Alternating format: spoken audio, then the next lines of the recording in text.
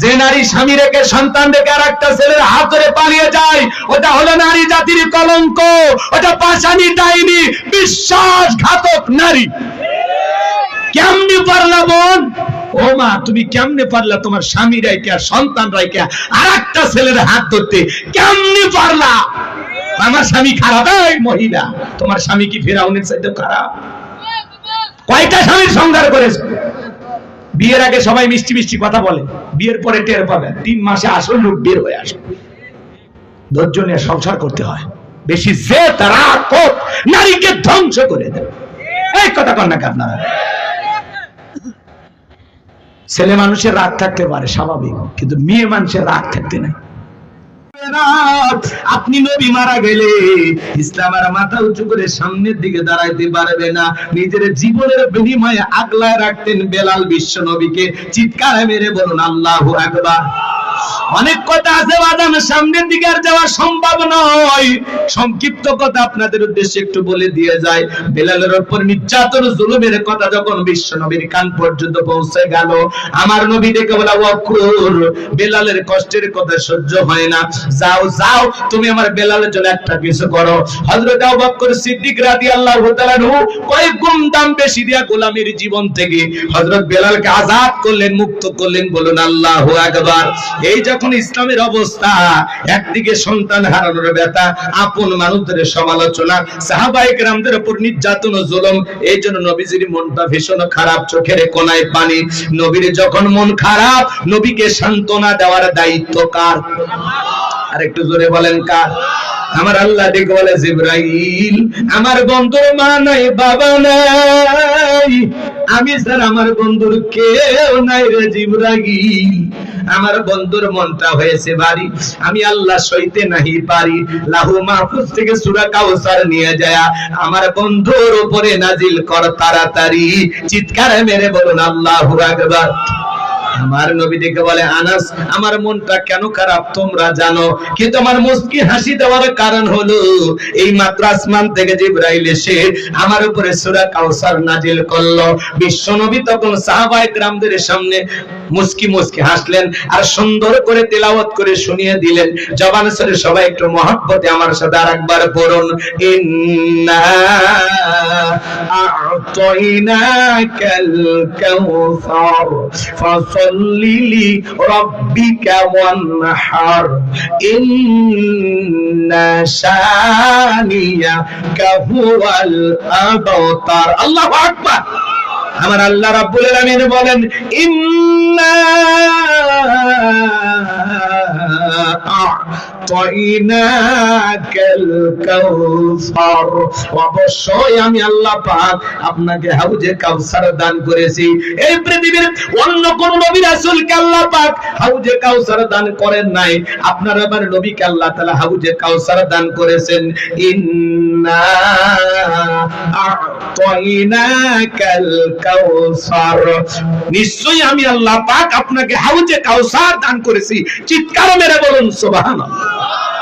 এই হাউজে কাউসারের পানি দুধের মতো সাদা, মধুর চাইতে মিষ্টি, পানির মতো ক্লিয়ার। ওই কঠিন কিয়ামতের ময়দানে যেদিন বিচার দিবস কায়েম হয়ে যাবে, বিচার দিবসের একদিন হবে 50,000 বছরের সমান। যেদিন সূর্য সোহাগ মাথার উপরে চলে আসবে, সূর্যের তাপে জমিনটা তামার জমিন হয়ে যাবে। সেদিন পাহাড় পর্বত, নদী নালা, খাল বিল, বিল্ডিং আমারত কোনো কিছু থাকবে না। কুল্লু মান আলাইহা ফান, সবকিছু আল্লাহ তাআলা ধ্বংস করে দেবে। কোন বাংলাদেশ থাকবে না, আমেরিকা থাকবে না, লন্ডন থাকবে না, জাপান, ভুটান, কোনো কিছু থাকবে না। এ বাজান, এই পৃথিবীর যত দামের বিল্ডিং আমরা যা দেখেন সবকিছু আল্লাহ তাআলা তছনছ করে দিবেন, ধ্বংস করে দিবেন, কোনো কিছু অবশিষ্ট থাকবে না।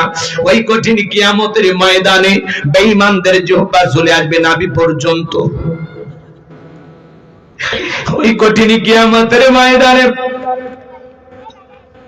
আল্লাহর আরশের ছায়া ছাড়া আর কোনো ছায়া থাকবে না। আল্লাহর আরশের ছায়ার নিচে আল্লাহ 7 শ্রেণীর মানুষকে ছায়া দান করবেন।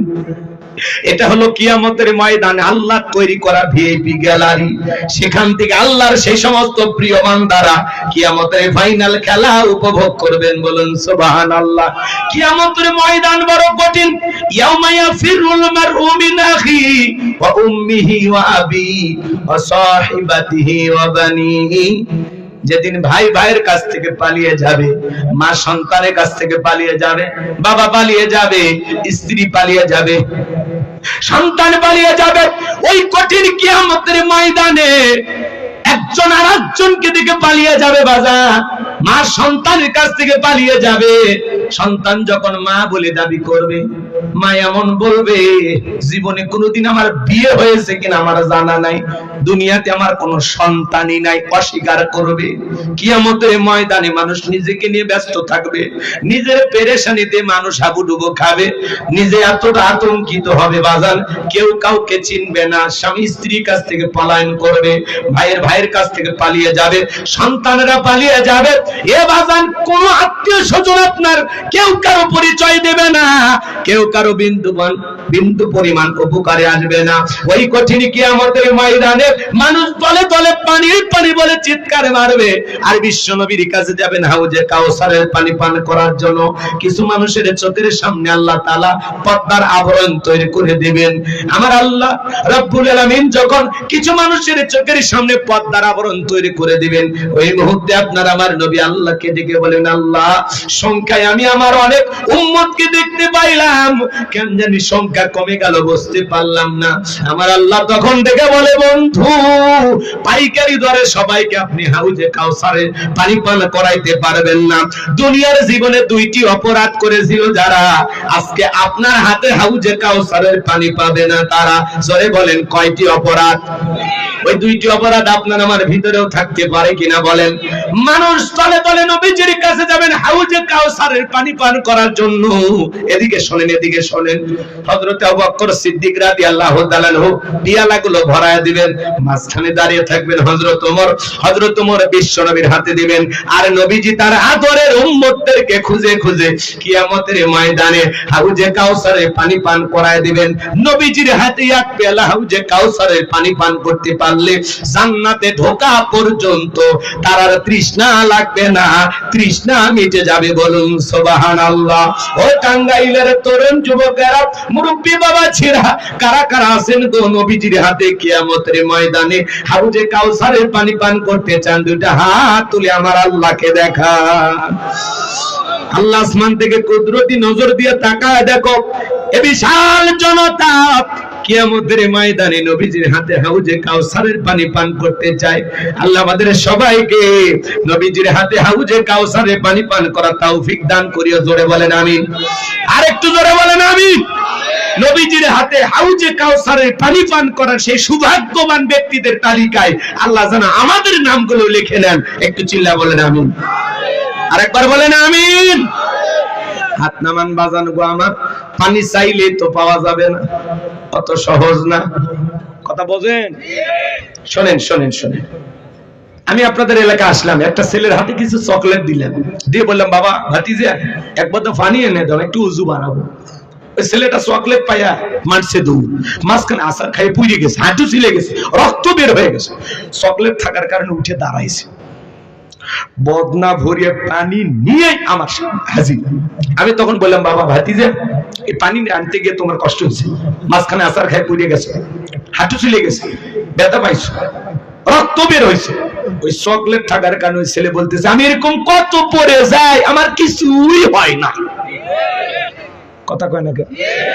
এই ব্যথাকে ব্যথা মনে করতেছে না, কার কারণে? চকলেটের কারণে। কিয়ামতের ময়দানে নবীজির হাতে এক পেলা হাউজে কাউসারের পানি যদি পান করতে পারেন, আর আল্লাহর আরশের নিচে ছায়া যদি পান, কিয়ামতের কঠিন দিন, ভয়ঙ্কর দিন আপনার কাছে কঠিন মনে হবে না, আল্লাহ সহজ করে দিবেন। বলুন সুবহানাল্লাহ, সুবহানাল্লাহ। কিন্তু পানি চাইলেই তো পাওয়া যাবে না, কাজ করতে হবে। ঠান্ডা পানিতে ওযু বানায় মালিককে সিজদা দিতে হবে। হঠাৎ করে কেউ নামাজ ধরেছে, পুরাতন মুসল্লি যারা, এরা এই নতুন নামাজিকে দেখে ঠাট্টা বিদ্রুপ করে। ভাই আমার ভাষা কি বোঝেন? কষ্ট হয় না তো? নতুন মুসল্লি থেকে বলে হ্যাঁ আজকে সূর্য কোন দিক উঠছে, উত্তর পাড়া বাদশা দিকে মসজিদে, বলে কিনা? কারণ নামাজ পড়বি না, আবার 2 দিন পরে ছাইড়ে দিবি। মুরব্বি সাবধান, আপনি তো দাওয়াত দিয়ে 5 জনকে মসজিদে আনতে পারেন না। ওই লোকটা মসজিদে আসছে, 2 দিন পড়বে না 2 ওয়াক্ত পড়বে, এটা এর ব্যাপার, ওর হিসাব ও দেবে। পারলে ওর জন্য দোয়া করেন যে ভাতিজা তুমি মসজিদে আসছো দেখে দিলটা ভরে গেছে, আল্লাহর কাছে দোয়া করি আল্লাহ যেন মৃত্যু পর্যন্ত তোমাকে মসজিদে এসে সিজদা দেওয়ার তৌফিক দান করেন, দোয়া করেন। পারলে নামাজ শেষে তার নিয়ে 1 কাপ চা খান। এই কথা কন। আর আপনার এই ঠাট্টা বিদ্রুপের কারণে, এই হাসি তামাশা রসিকতার কারণে ওই লোকটা যদি পরের ওয়াক্ত থেকে সালাতে না আসে, আল্লাহর কাছে কি জবাব দিবেন বলেন? আমার কি আলোচনা বোঝেন? বলবো, কষ্ট পাবেন না? যুবক বয়সে দাড়ি রাখলে অনেকে সমালোচনা করে, এই বয়সে দাড়ি রাখলি বুড়ের ভাব ধরলি, কথা কয় না। যুবক বয়সে দাড়ি রেখে বউ নিয়ে ঘুরতে গেছে, ভাবি আসসালামু আলাইকুম, সাথে চাচার খবর কি? বাড়িতে বউ যা রাগ করে, তোমার সাথে বাইরে যাওয়া জানে কেন? কয় আমার এটাকে ভাবি, তোমারটাকে চাচা। যেই বউ নবীর সুন্নত দাড়িকে মহব্বত করে না, এই বউ আপনাকে 100% ভালোবাসা দিতে পারে না। কথা বলেন? দাড়িওয়ালার এই দিক, এই দাড়ির ভিতরে আছে মদিনাওয়ালার প্রেম। পৃথিবীর সকল নবীর মুখে দাড়ি ছিল, সুবহানাল্লাহ বলবেন না? এই দাড়ি পুরুষের সৌন্দর্য, দাড়ি রাখলে পুরুষকে পুরুষ মনে হয়, আর দাড়ি ছাড়া পুরুষকে মহিলার মতো লাগে। মহিলারও দাড়ি নাই, পুরুষেরও দাড়ি নেই। 60-70 বছর বয়স হয়ে গেছে, চামড়া জড়িয়ে গেছে, তাও সেলুনে যাবে ক্লিন শেভ মার। চাচা চামড়া জড়িয়ে গেছে, ঠিক মতো ধরা যায় না, প্লাস দিয়ে ধর, প্লাস দিয়ে। কথা কর। মুরব্বী চাচা, যে কাজে চামড়া জড়িয়ে গেছে ভালো মতো সেভ করা যায় না, একটু দাড়িটা ছাড়েন, এইবার রাখেন। কয় না, দাড়ি চুলকায়। তোমার দাড়িতে চুলকায়, কবরে যাও, ফেরেশতারা চুলকানির মলম নিয়ে বসে আছে। কথা কয় ঠিক কি না? দাড়ি ভাল লাগে না। আপনি মুসলমান দাবি করেন, কত দুর্ঘটনায় মানুষ মারা যায়। আল্লাহ না করুক মুখে দাড়ি নাই, পকেটে টুপিও নাই, দুর্ঘটনায়, বাস দুর্ঘটনা আপনি মারা গেছেন, মানুষ কি করবে? লুঙ্গি খুলে দেখবি মাথা কাটা আছে না নাই। মরার পরে আপনার ইজ্জত মানুষ দেখবে। এই জন্য হয় মাথায় টুপি, না হলে মুখে দাড়ি, দুইটার মধ্যে একটা নিয়ে ঘোরেন। কথা কয় না, কথা কয় না। এই যে মাহফিলে আসছেন, অনেকের মাথায় টুপি নাই, কি এটা গানের কনসার্ট? এটা ওয়াজ মাহফিল না? জান্নাতের বাগান না? এখানে আসার একটা ভদ্রতা নাই, পরিবেশ নাই, মাথায় কেন টুপি নাই বলেন? যান, চলেন আমার সাথে, চলেন জামালপুরে চলেন, ময়মনসিংহে চলেন, এদিকে নোয়াখালী, কুমিল্লা, লক্ষ্মীপুর চলেন, টুপি ছাড়া কোনো শ্রোতা পাবেন না। যত সমস্যা উত্তরবঙ্গে, অধিকাংশ শ্রোতা আসে এমনি, 5 মিনিট শোনে, বাদাম খাই, চলে যায়। মানে এদের ওয়াজের ভর্তি কোনো আকর্ষণই নাই, মানে ওয়াজের প্রতি যে একটা মনোযোগ, এটা নাই। রাগ করেন আপনারা? করলে আমার সমস্যা কি? আপনাদের এলাকায় যদি আমার দাওয়াত না হয়, আমার কোনো আপত্তি আছে? রিজিকের মালিক কে? তাহলে দাওয়াতের আশায় ওয়াজ করলে হবে না, সাইজ করে দম। এগুলো ওয়াজ না, এগুলো মাঝে মাঝে ওয়াজ। কথা বল। তাহলে যুবক, মদিনাওয়ালাকে মহব্বত করিয়া, নবীজির প্রেম ভালোবাসা নিয়ে কোন কোন যুবক আছো আজ থেকে দাড়ি কাটবা না? মদিনাওয়ালার প্রেম ভালোবাসা নিয়া কারা আছো? দাড়ি তার কোনোদিন বিলেট লাগাইবা না, খুর লাগাইবা না। একটু হাত তুলে দেখাও শোনা। আরে বেটা, আপনার তো দাড়ি আছে, দাড়ি যারা দাড়ি রাখবেন আজ থেকে ইনশাআল্লাহ, হাত তোলেন, বলেন ইনশাআল্লাহ আজ থেকে আর কোনোদিন দাড়ি কাটবো না। এই যে মানুষগুলো যদি পরিবর্তন হয়ে যায়, আলহামদুলিল্লাহ, ভাইয়ের পরিবর্তন হবে। হে যুবকে, তোমরা হাত তোলো না। কে তোমরা মাহফিল দিছো, তোমাদেরকে আগে ভালো হবে। বক্তার ওয়াজ শুনে যদি মানুষ, বেশি মানুষ ভালো হইতো, তাহলে এই ডেকোরেটর লোকের আগে ভালো হইতো। যে পরিমাণে ওয়াজ শোনে, কথা কন, কথা খান। আমার ভাইয়েরা মন খারাপ করেছেন মনে হয়। হাউজে কাউসারের পানি পান করতে গেলে কাজ করতে হবে 2টি। 2টা আঙ্গুল তুলে বলেন তো, কাজ করতে হবে কয়টি? 2টি। আরো জোরে, জোরে হলো না। এবার হাত নামান বাজান। কি সেই দুইটি কাজ? আল্লাহ তাআলা 2 নাম্বার আয়াতে জানিয়ে দিলেন, ফাসল্লিলি রাব্বিকা ওয়ানহার। বলেন বলেন, ফাসল্লিলি রাব্বিকা ওয়ানহার, ফাসল্লিলি রাব্বিকা ওয়ানহার। আমার কথা মনোযোগ দিয়ে শুনলে না, এই তাফসীর আপনি আপনার বউকে শোনাইতে পারবেন। 10 জন লোককে এক জায়গায় বসায় বলতে পারবেন যে গোলাম রব্বানী আসছিল এইভাবে আলোচনা করছে। মনোযোগ দিয়ে শুনলে আমার এই ওয়াজ আপনার মুখস্থ হয়ে যাবে। শোনেন, ফাসল্লিলি রব্বিকা ওয়ানহার, 1 নাম্বার হলো ফাসল্লিলি রব্বিকা, রবের উদ্দেশ্যে সালাত। সালাত হবে কার জন্য? আরেকটু জোরে বলেন, কার জন্য? قل إن صلاتي ونسكي ومحياي ومماتي لله رب العالمين। সূরা আনআম আয়াত নাম্বার 162 আল্লাহ তাআলা জানিয়ে দিলেন, নবীজি আপনি বলুন, আমার নামাজ, আমার কুরবানি, আমার জীবন, আমার মরণ লিল্লাহি রাব্বিল আলামিন, আসমান জমিনের প্রতিপালকের জন্য। তাহলে মুমিন জীবনের সব ইবাদত হবে একমাত্র আল্লাহ তাআলাকে রাজি খুশি করার জন্য। কথা বলেন ঠিক কিনা? তাহলে ফাসল্লিলি রাব্বিকা, রবের উদ্দেশ্যে সালাত, নামাজ হবে একমাত্র কার জন্য? قد أفلح المؤمنون الذين هم في صلاتهم خاشعون। অবশ্যই মুমিনরা সফল যারা নিজেদের সালাত বিনয়ের সহিত, নম্রতার সহিত আল্লাহর ভয় নিয়ে আদায় করে। সালাত হবে একমাত্র কার জন্য?